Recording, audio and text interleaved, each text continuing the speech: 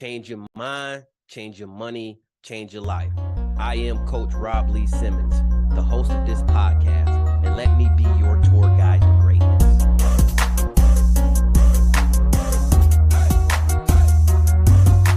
Welcome. If I was doing any better, I would be you. Welcome to the Greatness Academy podcast. I am here with my man, Rafeal Hughley. He is a senior network engineer, but the reason I have him on here is because more so, he is a business developer and an investor. Welcome to the show, my man. Hey, I appreciate it. Thanks for having me. Man, I love it. I love it because every time you and I have a conversation, an authentic conversation, it's like a podcast and we should have recorded it and we didn't capture everything that we need to capture. So we're going to do this thing today, man. All right. Yeah. So tell me kind of when did you start realizing that your regular job wasn't it and it was time to start looking at different ways to make money? Essentially it was, we're both in the military. I did 20 years in the Air Force. And I'd like to say it was probably that last 5 years in the Air Force when I was thinking to myself, like, hey, listen, I've given the Air Force all these years. I'll get this, and this. But at the end of the day, I can't leave the Air Force to anybody, right? I can't take the Air Force and, pass it on to my descendants. I can't do anything like that, right? Like it doesn't belong to me. It won't belong to anybody but the United States government, so on and so forth. So I came to that realization. And I started to wonder, like, what could I do? What could I do to be better? What could I do to make better? What could I do to be more? What could I do to make more? Right. And that's kind of how I got into the whole entrepreneur thing, the investment thing, and all that kind of stuff. That was the genesis of it. Yeah. Yeah. And I concur. I got to a position where, it started a while back, but it got to a position where, hey, there is more to this. And especially when I start realizing that I'm trading my time for money, and I'm thinking, okay, so if everybody is working hard and I know I'm a hard worker, how come I'm not getting where I need to be? And that's when I realized it's not really time for money. It's money for money and other people's time for money. Right. Exactly. What was the first venture that you started to get into or recognize, hey, this is making me money and I don't have to do much of anything? Cryptocurrency. So, yeah. So I rode that initial cryptocurrency boom. I invested like it was something like $8,000 or something like that, and at its peak, I was sitting at like, and this is without me adding anything, I had made like $150,000. Nice. Something wild like that. Yeah. So that's what really woke me up. It sparked in my head, like, you know what, this money can make itself. I don't have to do it, right? It can go make itself. Right. And so ever since then, man, I've been invested in stocks, cryptocurrencies, small businesses. I love it, right? So and that's what really woke me up to investing. It's one of those things where you get a kind of a taste. I mean, I learned a hard lesson about greed too, because I didn't set any goals. So like when it crashed, I went with it, right? Right. But I learned a hard lesson then. But it put the bug in me about investing and making your money work for you. And I started actually leaning forward to see what was out there that I could exploit to gain more money. Yeah, crypto was one of those things for me because when I initially got into crypto, it was kind of a twofold thing, right? So I start looking at crypto and I'm like, hey, let me put some money into this thing. I put the money into crypto, and of course I start making money. Of course, the market goes up, but of course the market comes back down. So I said, hey, people are actually making money off of this. How do I figure it out like they did? So I start doing a little bit of studying, start learning about fundamental analysis, technical analysis. And then when I got into that, and I was like, oh, if this is how you trade in the market and how you trade in the crypto, oh, I can get a bag. And I started running from there. And when I figured out, this is the biggest thing for me. When I figured out that it wasn't hard, it was a wrap. It was a wrap. And that's one of the things, man. Just because you don't know it doesn't make it hard. You just have to, be repetitious about it. Go in, learn something new, build on top of that. I believe it took me like 2 weeks to learn technical analysis, and I was locked in. Start day trading. Yeah. Yeah. And then, and it's crazy because like through that COVID wave, we were day trading, and because I was teleworking, but as soon as they called me back into work, I was like, oh, y'all owe me some money, man. Y'all owe me a bag. And so even at that point, that was recent, 2000, probably early 2001, that trigger for me is when I really started trading my time for money, having to go in the office and losing opportunities through the time that I was trading was the trigger for me. Let me throw that out there. What do you think about Bitcoin? Oof.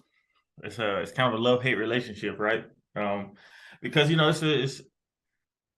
that's a hard one, because I love it and I love what it stood for at the time, but it also brought to light a lot of the human nature out there, right? Like you get a lot of those scammers. I had 2 Bitcoins stolen from me, right? So like it's just, like when something like that happens, you're like, there's no way for me to get my money back. It is literally like having somebody take your wallet and run off with it. And they got whatever money was in there, whatever cards were in there, they got them all, right? Right. It's the same thing. So the lack of security really, really put a bad taste in my mouth. I've gotten got twice. The first time somebody hacked into my wallet and stole about $9,000. That was the second time. The first time somebody swindled me out of 2 Bitcoin. It was a Ponzi scheme, and I should have known better, right? Too good to be true kind of thing. Right. But we all got to learn that lesson, either the hard way or the easy way. I learned it the hard way. Yeah, and I think that's a good segue into my next question, right? So I think is really big to understand, like learning hard lessons and having that experience, but more so having a mentor to teach you to avoid those, so you don't have to go through the experience, and the proof is in the pudding already, and just kind of following your mentor because they've already walked the path. You got the little shoes and you're just feeling the big steps that they walked in.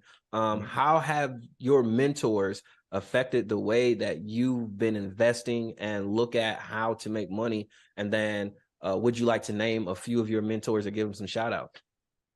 So, well, in the crypto space, I didn't really have any. Well, I mean, I had friends. We all invested together, so we were all kind of at the same stage. And crypto was so new, so we didn't really know. We didn't understand what was going on.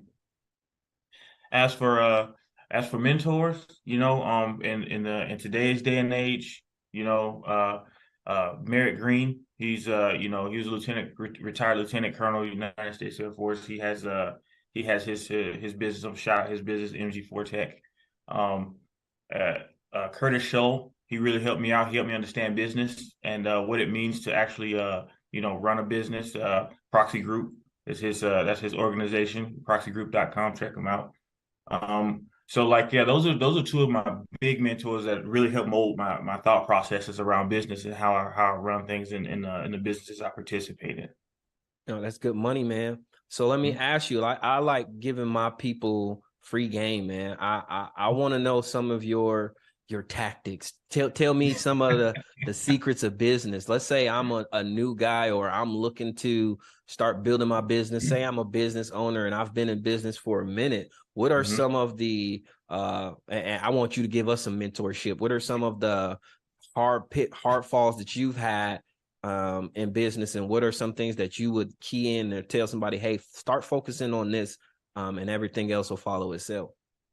So I got 2 bits of advice. The first one is to choose your business partners wisely, because you guys have to be on the same page, or gals, right? You got to be on the same page. You can't be running 2 different directions, and everything has to be crystal clear, and it needs to be on paper. Make sure all your contracts are rock solid. Something happens, if your business partner gets hit by a bus tomorrow, what happens to the business? All that stuff needs to be meticulously thought out, and you need to know what you're going to be going through, and and make sure your business partners are, they're how can I say this? Make sure that they don't have any kind of turmoil in their lives going into a business, because it it can really strain the business relationship if both of you guys aren't good at home. Oh yeah, Right? absolutely. I would, So on top of that, I definitely would recommend, like, if you're going into business with someone, uh, the successful pieces of business and mentors that I've learned from is the ones who are in a reasonable relationship. You can't say that everybody's relationship is happy or not happy, but I right. definitely, before I would go in business with them, well, one thing I would do for sure is let's go on a double date. Let's go on a Mm-hmm. double date. Let's go hang out. Let's have fun. Let's see how you interact with your people. Yep. Let's see how we interact with each other. Like, we have our relationship, but what does it look like when we have other people around, our people around? How do you treat your people? You know, do you open the doors? Because if you open the doors for your woman, and that means that's the same thing that you do for your business and that you'll do Mm-hmm. for your friends and your business partners, right? And so Yep. just looking at somebody's character is really important, because Mm-hmm. the way that they treat people in regular life is the way that they run their business. And Exactly. I think that's fundamental and instrumental to get into the bag, man. Yeah, exactly that. Right. The second thing I would say is if you are looking to invest in a business, start in a small business and and understand what your role is in that and as an investor. You don't want to just hand money out and then go to work and then there's no clearly defined lines in what you're doing and what they're doing because you're investing in somebody else's business, somebody else's um, you know, dream. So you have to understand that it's their dream, right? As an investor, you can expect a return. You're gambling on their dream. If you think their dream will work, that's great, but it's still their dream. So if you don't want to deal with that, then don't invest in a small business. Go start your own. Ooh, I like that. I Mm-hmm. like that. I think that actually goes into, the other part of investing, which is fundamental analysis, really understanding the business, really understanding the numbers that they're doing, really Mm-hmm. understand what the dream looks like in comparison to the possibility. Yes. That is huge. Mm-hmm. Um, And I mean, and I would even go as far as to say, like, even when you're investing in these large corporations that are, publicly traded and all these other things, that I would take that same mentality. Like, who is running that business and what was their dream? And are they there? Right? yeah, Because if not, then what are you actually investing in? Are you investing in the initial dream or are you investing in because I mean, a company without a dream doesn't is a company without direction. So they're just going to follow the money and eventually that leads off a cliff. no, So that's instrumental because I mean, I don't want to give an example because I don't want to be bashing, because this is the Greatness Academy. We're not about bashing, we're about building up, right? right. Straight the land of greatness, right? But Right, look right. at the possibilities of looking at a business, knowing what their dream is, and then actually seeing that they're beyond what they dreamed, right? Mm-hmm. So now, what is the dream? Like, is Right, that worth investing in? As they're not even going there, they're just trying to maintain something that they've already checked block on, right? exactly. That might be a business that could get sold off later. You never Mm-hmm. know, because once they check block, it's hard. So you got to know and understand what that dream is. That's a great point, man. Yeah, I mean, look at companies like Blockbuster, right? Like they achieved the dream. What was next, right? I mean, they didn't have a next, so you really have to look at that and see where these companies are headed and what the dream is. That's why Tesla is so valuable because the man has a dream. Say what you want about him, Elon Musk, but he has a dream. Yeah, And that's why his company's so valuable. It's not going anywhere anytime soon because he's got so many dreams. They're all on the up and up. yeah, Virgin. The man has a dream. Amazon has a dream. Meta, it was not a great dream, but he had a dream, right? and still So, dreaming. yeah. So those types of companies, even Home Depot, something that's grounded as Home Depot, they still have a dream. So you look at those types of companies and you see where they're going and what they want to do, and you can say, yeah, I like that. I can invest in that because they're going in the direction they have somewhere they want to go.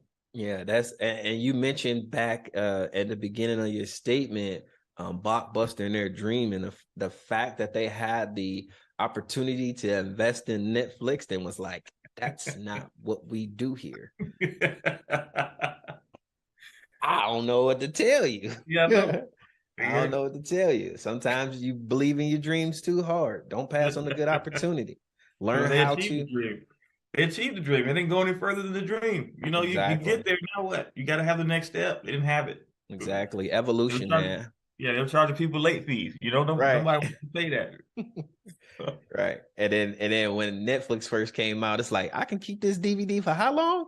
I get it back to y'all. Yeah, I know, eventually. Yeah. So what is your favorite type of business to invest in? So for me, I'm agnostic, to be honest. Okay. So I really prefer investing in people. Mm, So like for example, you know, you can have a retail store over here with an artist that's brilliant, right? But they have the talent, they have the drive, but they don't have the business acumen. They don't have the chops. I would invest in that before mm, I invested in this guy with this business that's taking off and is going places. But this guy's, you know, he's not the best dude. So you can tell like his employees are going to resent him eventually, that kind of thing. yep. So I'll deal with the hard worker who treats his people nice, and it hasn't gone anywhere yet because they don't know how to do it, versus a guy who knows how to do it, but he's also kind of an asshole. Right. Absolutely, man. I wholeheartedly believe that the people are the heart and soul of the company. Mm-hmm. Let's change waves a little bit.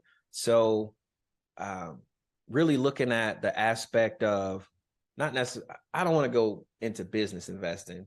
I want to Mm-hmm. talk a little bit about um business developing, right? Yes. So what do you think is a foundational piece of a business? So the foundational piece of a business is one is a decent business plan, right? So you know, I was talking about the guy over here who has, you know, he has this he has a clothing store. He's a designer. He has the talent, but he doesn't have a business plan. That's where I come in, right? Okay, let me help you figure out how to turn your talent into money, right? One of the businesses I invested in, Soul for Soul, right? Mm-hmm. We uh we did so he had when I met the guy, he was basically selling his shoes out of the back of his car. Like he was doing, you know, customized shoes. He was selling them. He was doing a great job. He was making money. But when he moved to Germany, he had to move the business from UAE to Germany, and he was starting from ground zero again. So he started selling out of the back of his truck. So I was like, okay, well, let's put a business plan together. Let's start looking at, you know, all right. You got these shoes. How much do the shoes cost? Okay. We paint shoes. How much does the paint cost? Okay. How long does it take? So like you got to do a design. So we need to figure out how much time we're going to charge the customer to sit down with a designer, and you know, so they can, because that time is money. So they sit down, do the design. And then we got to figure out, okay, I had to put an equation together. I actually had to do I had to put my math cap on, and put an equation together. Okay, so how much are we going to charge these customers?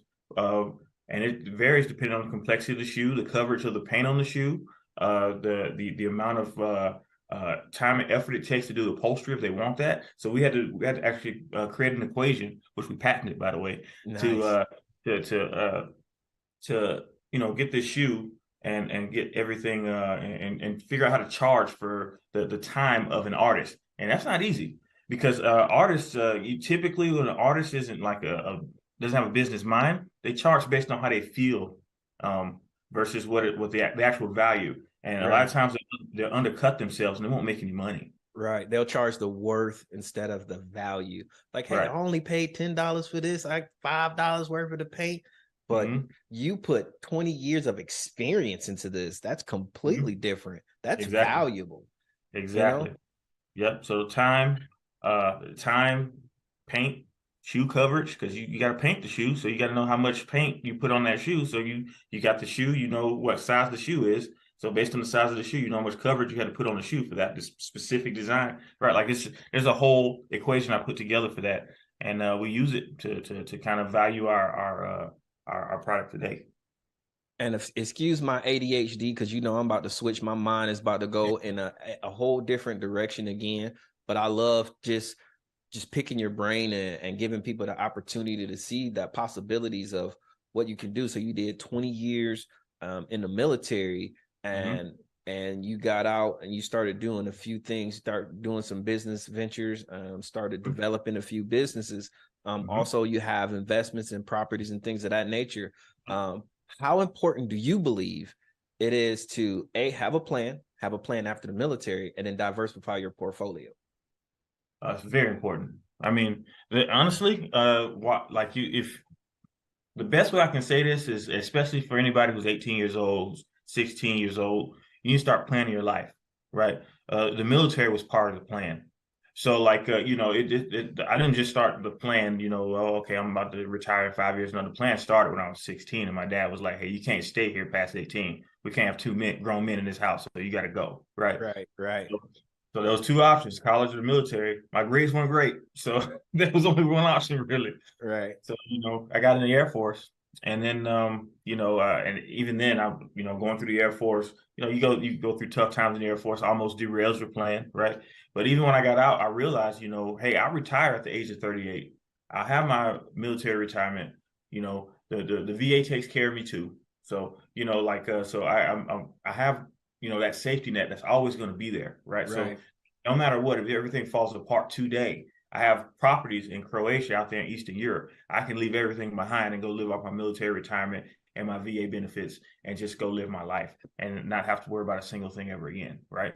So you have to plan your life to in that meticulous of a way, because if you don't, you'll be kind of dependent on, your business ventures working out, and you don't want to be put in that position because it kind of limits your options, and it actually limits your ability to imagine, because you're constrained by what resources that you have, right? When you have resources that are unlimited, are going to pay you for the rest of your life, then you have the ability to imagine. You can take more risks, and if those risks don't pan out, you just go on to the next. Yeah, I think that's really part of the importance of an emergency fund too. And I think if you can, the younger you can get started with your emergency fund, the sooner you can get started with your emergency fund, the more you build it up, the more you can start to gamble, risk, really invest, and then feel comfortable in being creative in what you're doing. Because now what you're doing is you're able to exercise more risk and more creativity when you do those things. I think that's ideal. So what is your diverse portfolio look like? All right, so I have two businesses that I'm a part of. We have international real estate. My wife has two businesses. I have, military retirement and VA benefits. I have a job that I work from home, so I work remotely. It really, really expands your flexibility if you get the right job. So yes, I'm working, but I have flexibility to work from home and in between projects. I'm already at home. I'm next to the things that I invest in. I'm next to my investments. I'm next to this. I'm next to that. So I can, take time to go out and do those things between my projects that I have that I for the company I work for, right? Yeah. So having the right job that will lend the flexibility you need to continue to invest in yourself is great. I really enjoy that opportunity. I'm not gonna give them a shout out because they're not part of the organization, but if you really want to know, just gonna look on my LinkedIn, right? But so that kind of finding the right job for you. If you're gonna invest trade time for money, you need to find a job that's gonna be flexible enough where you can continue to multitask. What I'm saying was something that you'll be able to multitask and get everything you need while fulfilling the needs of that organization. So that's really important as well. Yeah, so I believe it's important. Definitely to diversify your portfolio based on, just understanding exactly some of the things that you're talking about. The other thing is I wanted to put in a plug about all of the things that you have with the trust. Now with the trust, and you have all of those diverse portfolio, everything in your portfolio, and you're able to build in the trust. I got to put in my plugs. There you go. That's going to I'll separate tell you, brother. Yeah, if your audience doesn't know how important having a trust is, I'll tell them right now. I'll let them know everything that we need to do. So if you do not have a trust, then when something happens to you, your family's going to probate court. Probate court takes a percentage of your assets just for being there. That's it. So keep that in mind. And then on top of that, a trust is very flexible. A trust can be another entity outside of yourself. So it can hold your houses for you. It can hold your all your insurance policies for you. You can outline how you want money for inside the trust to be allocated to the trustees, right? It can hold your businesses, right? That's the most important thing, right? So like for example, if you decide to patent something, have the trust hold your patent. So if you have a business, and this is I'm getting on some game I here. love it. I love it. So if you have a trust and you have a trust, you have a company, an S corp underneath that trust. That company is your holding company. The trust owns the holding company. And then under that, that's the holding company is where you house all your LLCs. So if you have a bunch of LLCs, your brother starts an LLC, it's owned by the holding company. Your daughter starts an LLC, it's owned by the holding company, and anything that they do in that LLC will probably require a patent if they have like, a logo or anything like that. Get your patent, get your trademarks, get all that stuff, but have that stuff be owned by the trust. Now, the trust, you can open a bank account with your trust. Your trust can have a social security number. So you can open a bank account with your trust. Those profits from those businesses need to go to that bank account. And the way you do that is your trust owns the trademarks, owns all of the copyrights and everything that those LLCs are using. The trust needs to invoice those LLCs for their profit every year, so all that profit goes back into that bank account of trust. That's how you build a family bank, right?